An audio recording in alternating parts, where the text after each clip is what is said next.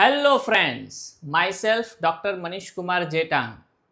Today I am here with a nice question. Transition state is intermediate or not? मैं आपको promise कर रहा हूँ कि ये लेक्चर बहुत ही इंटरेस्टिंग होगा और definitely you will get something new जो आप इसके बारे में शायद नहीं जानते होंगे। ये लेक्चर मज़ेदार होगा, बहुत ही मज़ेदार होगा और आप सबको बहुत पसंद आएगा। रिसेंटली जिन्होंने 11th पास की और 12th में आ रहे हैं, 12th पास्ड हो या फिर कोई कॉलेज स्टूडेंट हो, उन सब के लिए इसके अंदर एक सच ए नाइस इन्फॉर्मेशन मैं देने जा रहा हूँ। तो इस वीडियो को लास्ट तक देखिए, इसके अंदर आपको ज़रूर बहुत मज़ा आएगा। अब हमारा क्वेश्चन ये है कि क्या ट्रांजिशन स्टेट जो है वो इंटरमीडिएट है या नहीं। तो इसका जो आंसर है वो मैं कह दूं तो ट्रांजिशन स्टेट इंटरमीडिएट नहीं है। तो अगर ट्रांजिशन स्टेट इंटरमीडिएट नहीं है तो फिर ट्रांजिशन स्टेट एंड इंटरमीडिएट के बीच में डिफरेंस क्या है? What is the difference between transition state and intermediate? Let's see. Transition state represents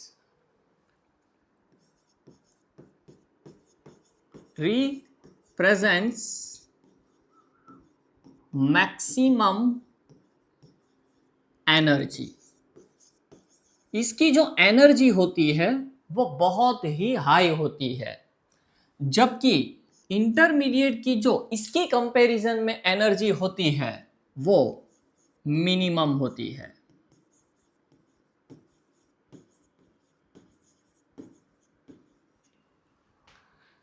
The most difference between transition state and intermediate is that it is neither molecule nor ion। जी, आपने सही सुना। Transition state ना कोई real molecule है, ना ही वो कोई ion है। Neither real molecule nor ion. जबकि इंटरमीडिएट जो है वो एक या तो रियल मॉलिक्यूल हो गए या तो फिर वो रियल आयन हो गए।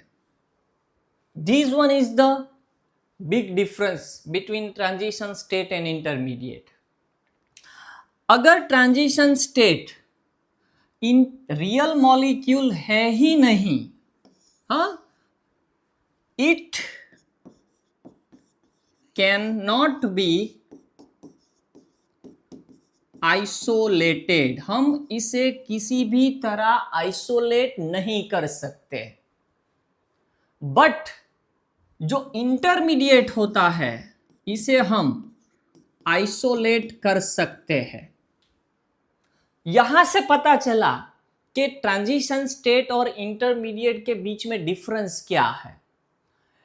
हालांकि ये काम करने वाला साइंटिस्ट जिसके बारे में मैं आगे आपको बताऊंगा कि किस तरह उन्होंने वर्क किया, अगर ट्रांजिशन स्टेट को हम आइसोलेट नहीं कर सकते, इंटरमीडिएट को आइसोलेट कर सकते हैं, तो किस तरह, वो भी इस वीडियो में मैं आपको बताऊंगा। पर उससे पहले मैं एक बार ट्रांजिशन स्टेट के बारे में अगेन बात करना चाहूँगा। आपको शायद पता होगा कि हमारे पास रिएक्टेंट्स है। इस रिएक्टेंट्स में से हमें सपोज ट्रांजिशन स्टेट मिल रहा है और फिर ये ट्रांजिशन स्टेट में से सपोज हमें प्रोडक्ट्स मिल रही है। ओके, अब जिन्होंने 12th पास किया है उन्होंने एक SN2 रिएक्शन में ऐसा कुछ दिखा होगा और वहां पर ये कहा होगा कि ये जो पूरा है पार्ट, ये पूरा जो पार्ट है ये ओनली वन स्टेप रिएक्शन है। ओनली वन स्टेप रिएक्शन है, इसमें 2 स्टेप नहीं है। आप कहोगे ये तो 2 है। नहीं, मैंने क्या कहा?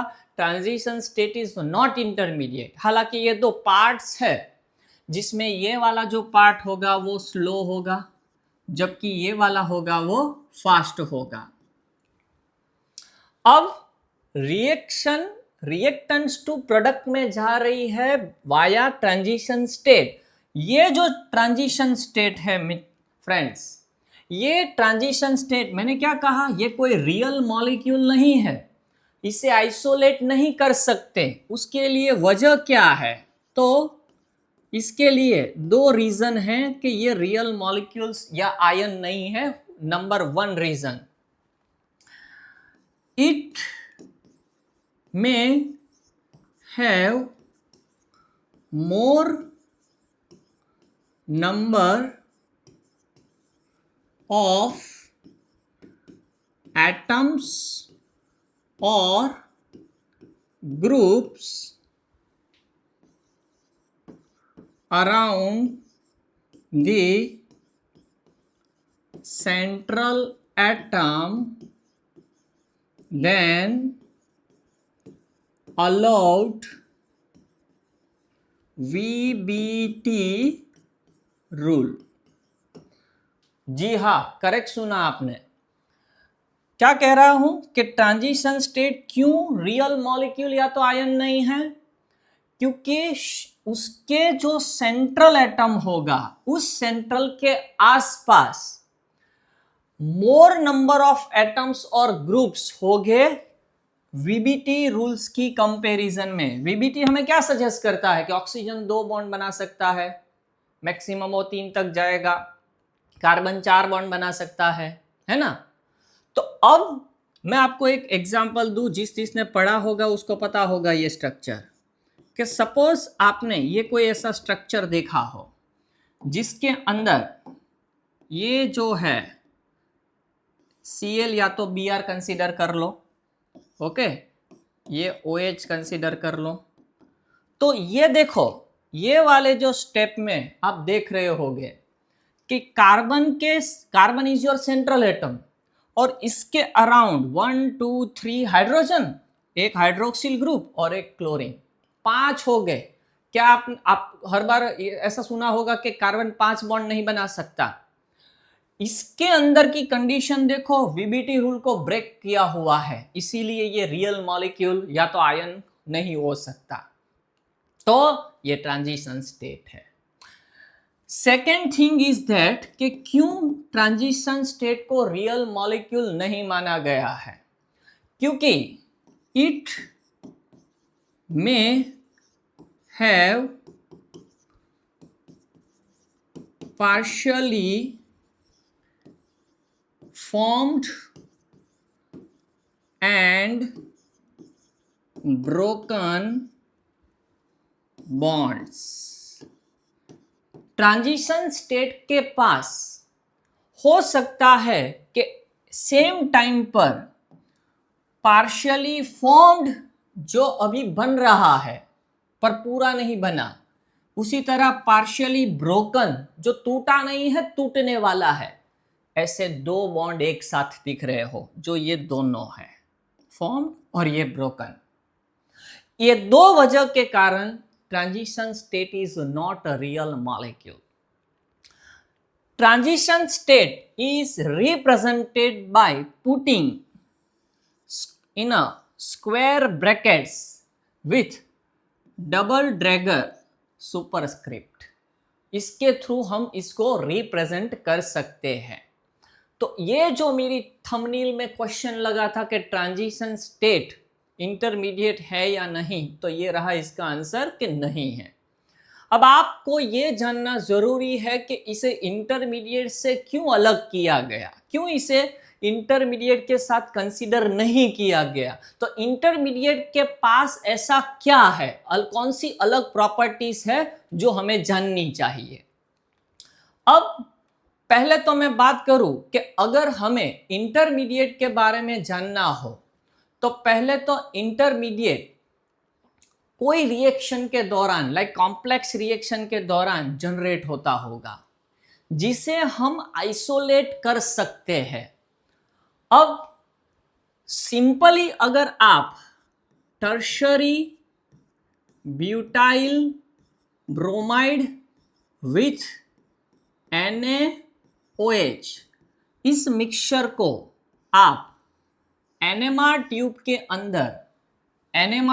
के अंदर भर के NMR मशीन के अंदर रिएक्शन अलो करो, तो ये रिएक्शन आपको शायद अगर जिन्होंने जानते होंगे पता होगा कि इसमें टर्शरी कार्बोकैटायन जनरेट होता है, मतलब इंटरमीडिएट प्रोड्यूस होता है। बट NMR मशीन जो है उस टर्शरी कार्बोकैटायन को डिटेक्ट नहीं कर पाएगा। अगर किसी को NMR स्पेक्ट्रोस्कोपी आती है तो उसको एक बात बताऊं कि अगर आपके पास टर्शरी कार्बोकैटायन जनरेट होता है तो NMR उसे कैसे डिटेक्ट करके बताएगा कि इसके अंदर टर्शरी कार्बोकैटायन है। तो लेट्स सी, अगर कोई रिएक्शन इसमें तो नहीं ही होगा, किस तरह होगा वो भी मैं आपको आज ही दिखाऊंगा। सपोज ये टर्शरी कार्बोकैटायन है, तो दो तरह की स्पेक्ट्रोस्कोपी की बात अभी मैं बता दूं, एक C13 और दूसरी H1 NMR स्पेक्ट्रोस्कोपी, जिसके अंदर इसको डिटेक्ट किया गया था। अगर हम C13 स्पेक्ट्रोस्कोपी की बात करें तो ये जो है कार्बन, इस कार्बन की डेल्टा की वैल्यू थी 47.5 ppm, और ये वाला जो कार्बन था, इस कार्बन की डेल्टा C की वैल्यू थी 320.6 ppm। यहां से पता चला। इसके अलावा मैंने कहा H1 NMR स्पेक्ट्रोस्कोपी, ये जो 3 मिथाइल है NMR के अंदर सिर्फ और सिर्फ 1 सिग्नल इसका मिला, और उसकी जो वैल्यू थी डेल्टा H, वो वैल्यू हमें मिली थी 4.15 ppm, 4.15 ppm। तो यहां से इसे डिटेक्ट किया गया। अब ये मेथड जो है, इस मेथड से NMR के अंदर इसके सिग्नल, इसके पिक्स, इसकी वैल्यू नहीं मिली थी। मतलब उस टाइम पर ये चैलेंज था कि how to isolate, how to detect intermediate. There are so many types of intermediates available, you know very well. इनमें से मैं ये एक की बात कर रहा हूं। तो ये जो इंटरमीडिएट है, जिस इंटरमीडिएट को हम डिटेक्ट नहीं कर पा रहे थे, उसको डिटेक्ट करवाने का काम वो थे जॉर्ज ओल्हा। इन्होंने इसको डिटेक्ट किया, इसकी मेथड दिखाई, और इसके लिए इनको 1994 के अंदर केमिस्ट्री के अंदर नोबेल प्राइज मिला। अब वापस आ जाते हैं कि अगर हम इसे रिएक्शन अलो करते हैं, टर्शरी कार्बोकैटायन जनरेट होता है, तो उसकी NMR के अंदर पीक क्यों नहीं मिली? रीजन ये है कि आप भी जानते हो कि ये हाईली रिएक्टिव होता है, और ये क्या होता है? ये होता है एक इलेक्ट्रोफाइल। अगर इसे कहीं से कोई न्यूक्लियोफाइल मिल गया तो वो न्यूक्लियोफाइल इस पर अटैक करेगा और रिएक्शन कर देगा। जैसे कि ये जो है टर्शरी कार्बोकैटायन जनरेट करेगा, जो इलेक्ट्रोफाइल की तरह रिएक्ट करेगा। इसके अंदर OH माइनस न्यूक्लियोफाइल है जो इस पर अटैक कर देगा, तब तक NMR डिटेक्ट नहीं कर पाएगा। तो इसे डिटेक्ट करने के लिए हमें क्या चाहिए? तो हमें चाहिए इसके लिए ट्रैप्ड रिएजेंट, जो इस कार्बोकैटायन को आइसोलेट करे, मतलब या इसकी फर्दर रिएक्शन होने से बचाए, रिएक्शन होने ही ना दे। अब देखो कि सपोज जॉर्ज ओल्हा ने जो मेथड यूज की थी वो क्या थी। इन्होंने क्या किया कि टर्शरी अल्कोहल को HF plus SbF5 and non nucleophile liquid SO2 at low temperature पर इन्होंने रिएक्शन अलाउ करवाई। अब इस रिएक्शन के अंदर क्या होता है कि ये जो है इस पर अटैक करे तो ये यहां चला जाए, तो हमें इसमें से क्या मिलेगा, CH3 C CH3 CH3 OH H protonated alcohol, ये यहां से चला गया, हमें क्या मिलेगा, F माइनस।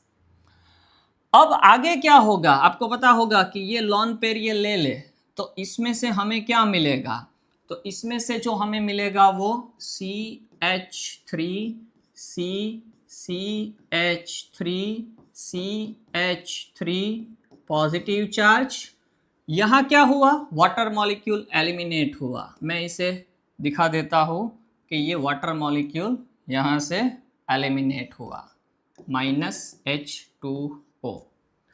उसी दौरान क्या होगा, ये जो F माइनस है इस पर अटैक करेगा और इसमें से हमें बना देगा SbF6 minus.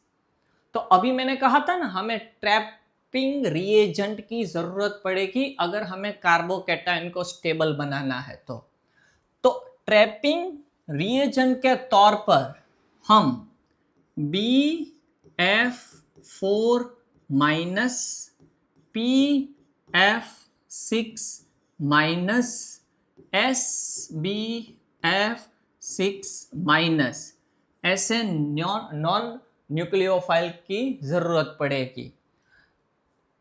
I want to tell you negative charge is not corresponding to lone pair electron। ये lone pair सजेस्ट नहीं कर रहे हैं, सिग्मा बॉन्डी सजेस्ट कर रहे हैं।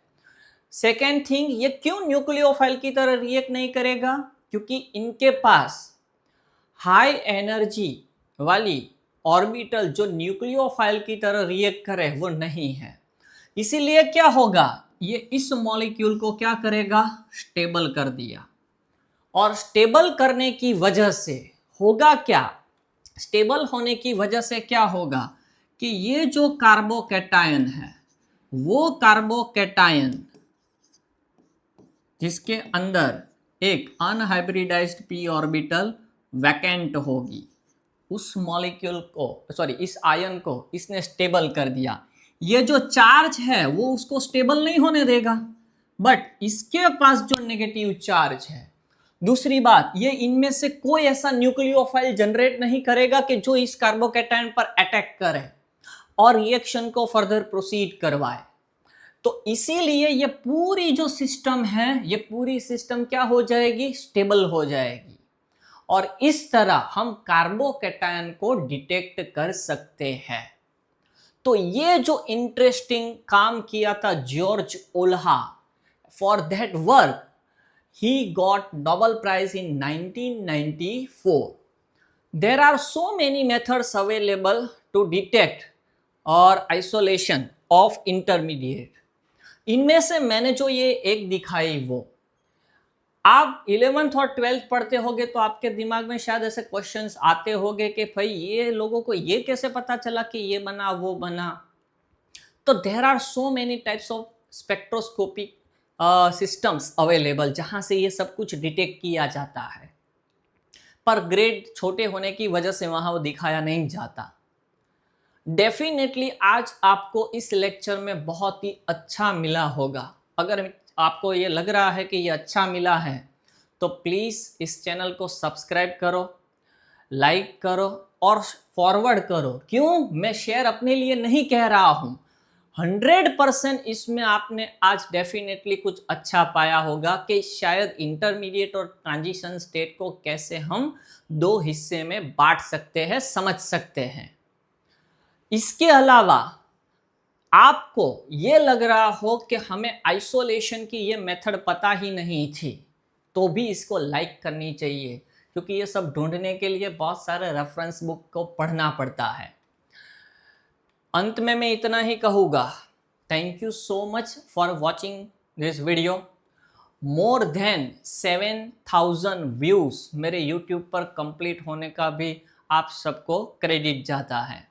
Thank you so much. Please subscribe करो, नहीं किया हो तो किसी और को भी कहो। Good bye.